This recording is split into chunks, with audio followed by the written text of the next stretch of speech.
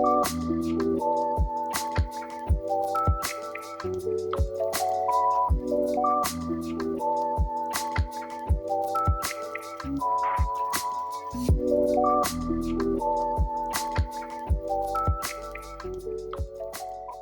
guys, welcome back to my video series on my journey through medical school at AUC. If you're new here, my name is Cash and I'm a medical student who's currently navigating the long journey towards becoming a doctor. In my last two videos, I talked about my first 2 years of med school in Preston, and that was during the UK portion of the program. Today, I'm excited to share a bit more about my experience during years 3 and 4, which took me across the world to Miami for my in-hospital medical clerkships or rotations. Let's dive into what life is like as a med student here in Miami and what the hands-on clinical aspect of AUC's medical training is like. So 3rd and 4th year of medical school are all about hands-on learning through in-person rotations in hospitals or in outpatient clinics. And this has been a really incredible yet really challenging part of the training so far. These rotations that we're doing allow us to apply everything we've learned in the basic sciences part, where we're in the classroom for the first 2 years, and then translate that to real life patient care, where you're actually hands-on and you're either scrubbing into surgeries, you're doing rounds with your attending physician, managing cases, or even interacting one-on-one with patients and assessing or comforting them. It's a steep learning curve and it's definitely challenging, but it's really, really rewarding to see your growth day by day and to see how you get better and more capable at performing the duties of a doctor. You really feel like you're getting somewhere at this point. One of the main challenges, though, has been juggling the long hours at the hospital with studying for either your minor exams, which are your subject exams, or even your major exams, like your step 2. And the goal is just to find that balance and stay organized so you can juggle both sides of your education. In terms of how the rotations work, they're split up into core rotations, which are the mandatory rotations that everyone has to try out, and you get to dabble a bit in every single subject. So those rotations are psychiatry, family medicine, internal medicine, pediatrics, surgery, and OB-GYN, where you might actually get a chance to deliver some babies. And then the rest, which is more so in your 4th year, are the elective rotations. So that's on an interest basis, where you get to choose what you're interested in and you want to try. That can range from things like dermatology to anesthesiology to sports medicine. Personally, I'm interested mostly in psychiatry and family medicine, so those are the two that I'm choosing the most. With your elective rotations, they also give you an opportunity to travel around a little bit. These rotations are a bit more low-key just because you don't have to write an exam after your electives like you do for your core rotations. You can also take the opportunity to travel and do some rotations. I know AUC has spots at hospitals in New York City, in Chicago, Detroit, Miami, where I am now, Louisiana. I saw a spot in California. There's so many options, and if you do want to travel, it's a perfect opportunity to kind of see the US a little bit more and maybe learn a bit more about yourself and see where you'd want to practice later on as well. In terms of my school choice, I really feel like AUC was one of the best decisions I made, and one of the reasons was because of the international program. Being in England and getting the opportunity to travel around Europe and see a totally different healthcare system, and now to be in Miami and see a whole other different healthcare system, I think it's just been a really, really cool experience. And it's allowed me to deal with so many different types of patients from so many different backgrounds as well. And I think it's just been really cool to get a chance to see the world while doing med school. It's something I never anticipated. I think I was really able to grow a lot as a person because of that, and have a lot more, just experience more core life experiences, which again, I didn't expect during med school. And that was really awesome. And particularly, AUC has a lot of partnerships with a lot of different teaching hospitals in Miami, as well as a lot of smaller outpatient clinics. So not only was I working in a hospital environment, but I also got to work in a lot of smaller clinics, and I got to work one-on-one with individual doctors as well. And that's personally where I want to end up. So that was a really cool experience for me. When I say smaller clinics, I'm also talking about like family practice clinics, pediatric clinics, even OBGYN clinics. So that was quite nice. Also endocrinology clinics, cardiology clinics. There's so many options to choose from. And you can even do some of those in a hospital or outpatient, which is out of a hospital. Also, Miami itself also has a really diverse population, depending on the area that you're in. So while I was here, I was quickly forced to learn my Spanish. And I'm proud to say that I went from knowing literally zero Spanish to being able to hold up a conversation pretty well now. So that was a big plus. And also just that variety in the patients you see and the different experiences you see, it gave me a lot of confidence. And I feel like I can handle almost anything in my career in the future. And throughout this whole process, it's also a little less structured than your first 2 years. It's a lot more self-study, and it's almost like you're self-propelled, where you're not in a classroom with your classmates every single day. You're kind of, everyone's off on their own going to different rotations. And you may be with some friends, or you might not even see some friends during school. You'll have to meet them outside of class hours. So you're going to meet a lot of new people. You're going to definitely be pushed out of your comfort zone, but it's a really cool experience. There were definitely times where I felt lost, especially at the beginning, and that's kind of to be expected, especially being thrown into something that's so different from your first 2 years in med school. But AUC particularly was really, really good about it. They had a lot of faculty and staff who ran programs that would help you to kind of guide you through the process and give you advice. There's so many different departments, and they all have their own different meetings that you can go to, different like tutorial sessions and information sessions, just to kind of guide you through the whole journey. And that was really, really helpful. That made things a lot easier to adjust to and adapt to. And obviously peer support was a big one too. When you're here, you're gonna make friends with not only people from your school, but people from other schools. And together, you all kind of support each other through it. And it's, again, it's tough, but it's absolutely possible. Another thing that we do is we do didactic lectures. So that's kind of like in-class training, kind of similar to what we had the first 2 years, but you only do it maybe once or twice a week. And AUC runs those sessions so that they can prepare you for the shelf exams based on each subject. So say you're doing the psych rotation, right after when you write the psych exam, you'll be ready, because those lectures will kind of guide you through everything that you need to know for the exam and kind of help you know what you should study more as well. That combined with other resources that AUC provides make everything a lot more manageable. They give you things like UWorld question banks, AMBOSS as well, and there's even some textbooks you can study from, and all of those together really make things a lot more approachable. Just remember that, in my opinion, third year tends to be a bit tougher because of the exams and because of the more hectic schedule, and in fourth year you get to have a lot more fun, and that's when things get a bit more lighter, and you also get to explore more of what you're interested in as well. I had a couple of strategies that helped me stay on top of things through third and fourth year, and hopefully they'll help you guys as well. The first thing that was the most important was definitely time management. Being organized, having a planner, and blocking out time for studying after your rotations can be really, really hard to do, especially when you have really long rotations, such as in surgery, where you'll wake up early in the morning and you might come home late at night.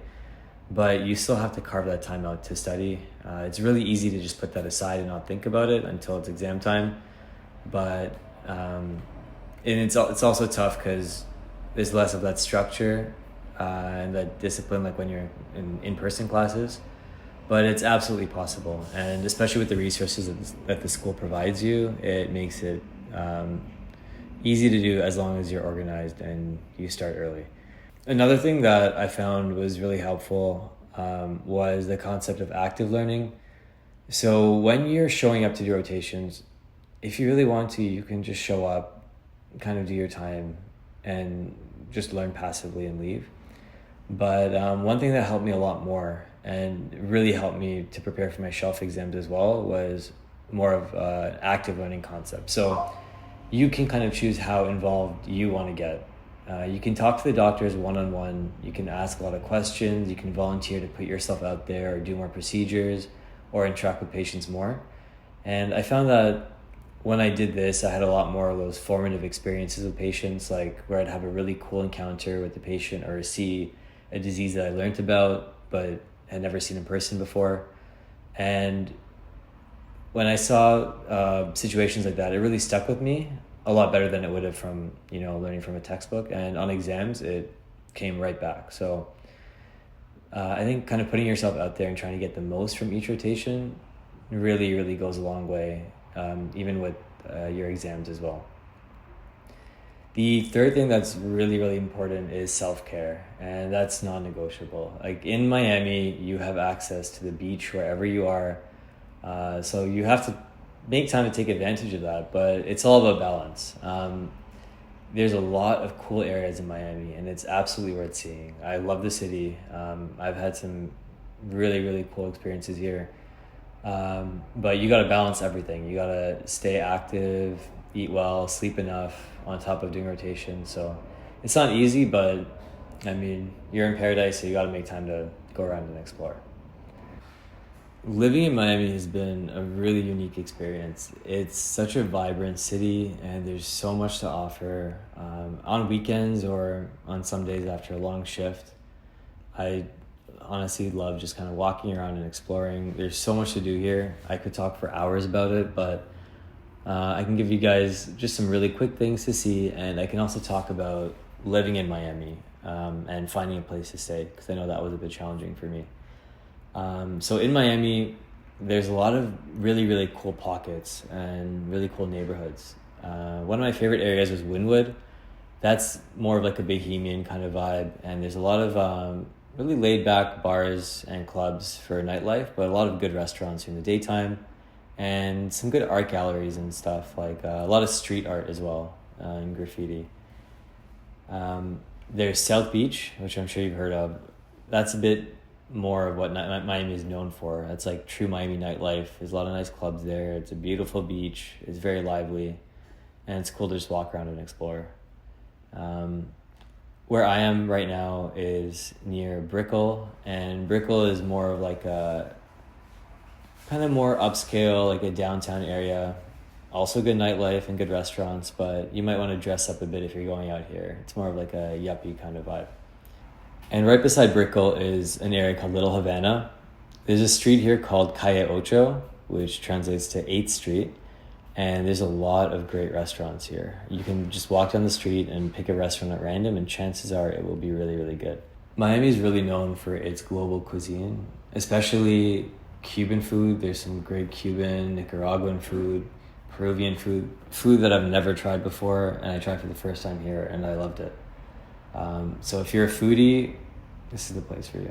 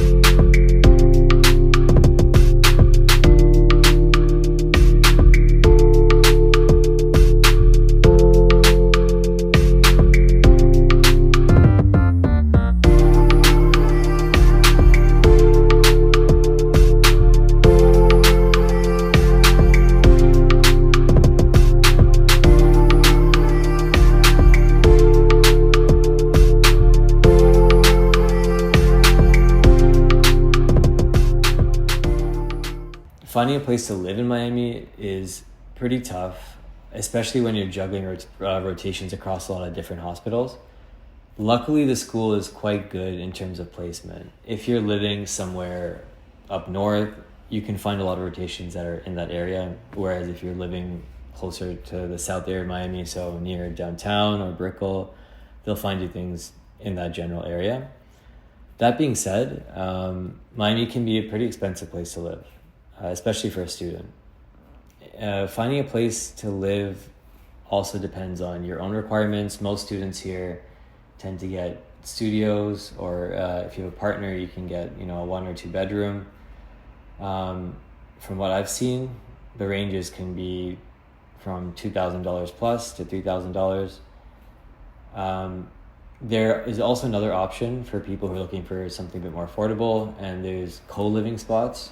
That's something that I found as well, and it worked out really well for me, where you can live with other students or other people who are looking for short-term housing, but the prices can be a lot more affordable, maybe half of what it would cost for like a individual studio.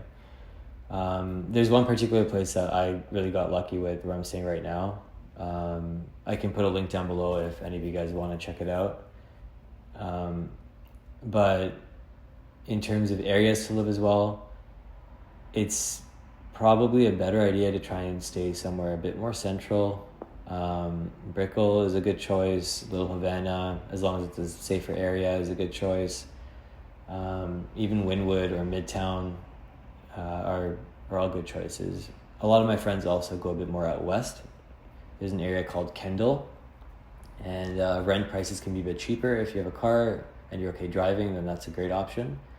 And lastly, there's also Coral Gables, which is just south of Brickell, and that's a pretty nice area as well, where you can find some good student housing. These past 2 years have definitely been some of the most challenging, but also some of the most rewarding years of my life and of med school. From mastering clinical skills to making new memories and having new experiences, making new friends, and exploring a really, really cool city, I wouldn't trade this experience for anything. If you're considering med school or just curious about what it's like, I hope this video helped to give you a glimpse into my journey. Thank you for following along, and don't forget to comment if you have any questions or if there's anything that you'd like me to cover next. And also feel free to reach out and send me a message on Instagram if you want to talk one-on-one or ask any questions about my journey. Honestly, I'm an open book, and I know this whole process can be confusing at times. So if my experiences can help you, I'd be more than happy to chat. Just let me know that you watched the video and you wanted to know more. Thanks for watching.